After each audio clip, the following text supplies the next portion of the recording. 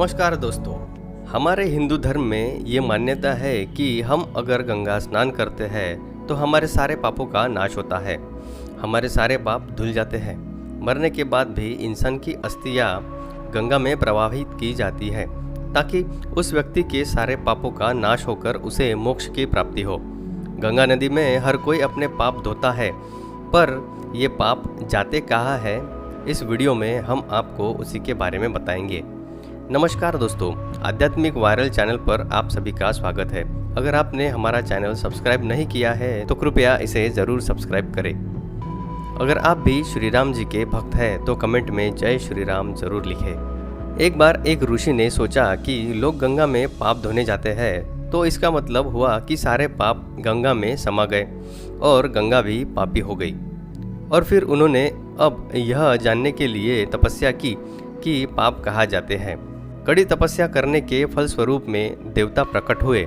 ऋषि ने पूछा कि हे भगवान, जो पाप गंगा में धोए जाता है वह पाप कहाँ जाता है। भगवान ने उत्तर के स्वरूप में कहा कि चलो हम गंगा जी से ही पूछ लेते हैं।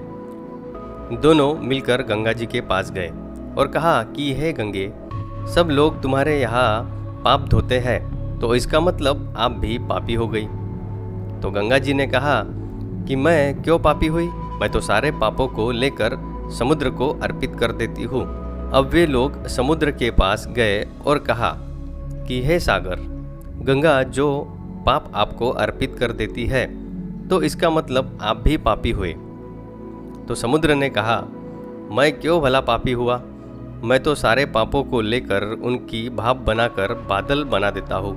अब वे लोग बादल के पास गए और कहा कि हे बादल, समुद्र जो पापों को भाप बनाकर बादल बना देते हैं तो इसका मतलब वो बादल भी पापी होते हैं, तो इसका मतलब आप भी पापी हुए।